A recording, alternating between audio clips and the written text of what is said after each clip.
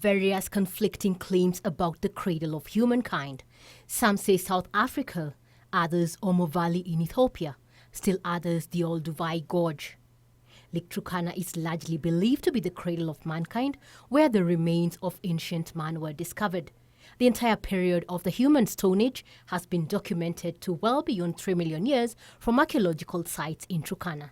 A letter written by Dr. Richard Leakey, the director of Lake Turkana Basin Institute on 13 January 2014, to Dr. Irina Bokova, Director General of the World Heritage Site, and to UNEP Executive Director Akim Steiner, states his concerns over the worrying state of Lake Turkana. The letter reads in part, "I write in connection with the concerns I have over the World Heritage Site designation for the Sibiloy National Park on the eastern shore of Lake Turkana. This park, its biodiversity, and the cultural heritage continue to be seriously degraded. Villages are being established and commercial fishing line along the shore at an advanced stage." The letter continues, "For this area to be called a World Heritage Site under the UNESCO network is a travesty, which seriously questions the very authority and prestige of UNESCO itself." The letter indicts the Kenya Wildlife Service and the National Museums of Kenya for having totally failed their obligations and responsibilities. Well, they're the only two government departments charged with the responsibility of that area, and they have been for the last 30 years.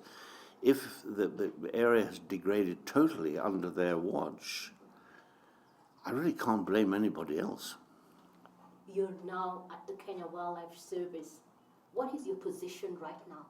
Well, if you went to Turkana with me this morning, there are no cattle in the park. KWS has now removed them. In the last 3 months, working with the communities, they've all been pushed back out of the park, and we've established a new patrol base, and wildlife should return, provided we can continue the vigilance and keep them out. The museum function in the area, I haven't said they haven't got a single vehicle as I talk that can move. The staff are demoralized. Some of the sites have been vandalized. Now, I understand the museum has other difficulties, financial position, but we have to be honest in Kenya. The president is calling for integrity and openness, and the National Museum has failed in its responsibilities to protect this particular World Heritage Site. No question in my mind. The letter further calls on UNESCO to delist the site and declare it endangered. In a reply to the letter, the Assistant Director General for Culture said the matter was being addressed through the State of Conservation, or SOC process, in collaboration with State Party of Kenya. Like all UN bodies, they take their letters and they read them and they file them and they say imbaya. The government is reluctant to admit the lake is under siege. The World Heritage Committee seems to have been appalled by the decision by the Ethiopian government to continue with plans to construct the Jibe 3 Dam. A joint report had indicated that there was no adverse impact on the outstanding universal value, or OUV, of the Lake Turkana National Park's World Heritage Site. It also noted that impounding of the dam had only just started and would retain 15.6% of water, while only 6,000 hectares were being used to grow sugarcane. Dr. Richard Leakey is currently the chairman of the board of directors of Kenya Wildlife Service. Has this position changed? Does he still think that Lake Turkana is a World Heritage Site under siege? I think the World Heritage aspect has been almost entirely destroyed. The national park, which we set up with the current president's father in 1972, starting about 10 years ago, has been allowed to be overrun by herds of cattle, sheep and goats. Lake Turkana was inscripted on World Heritage List in 1997 with an extension in 2001.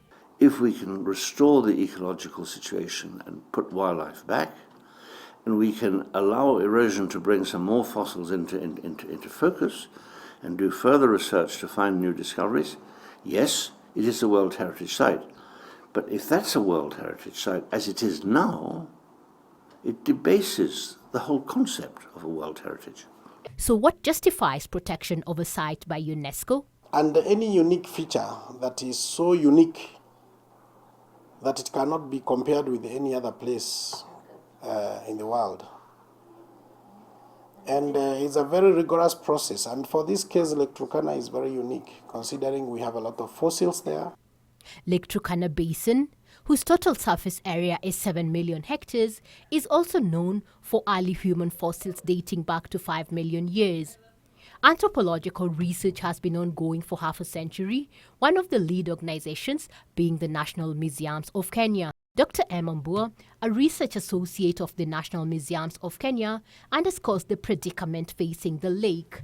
If you were in Lake Turkana in the 80s, sitting on the veranda of some of the museum camps, actually you could see the crocodiles, red eyes, glowing in the dark.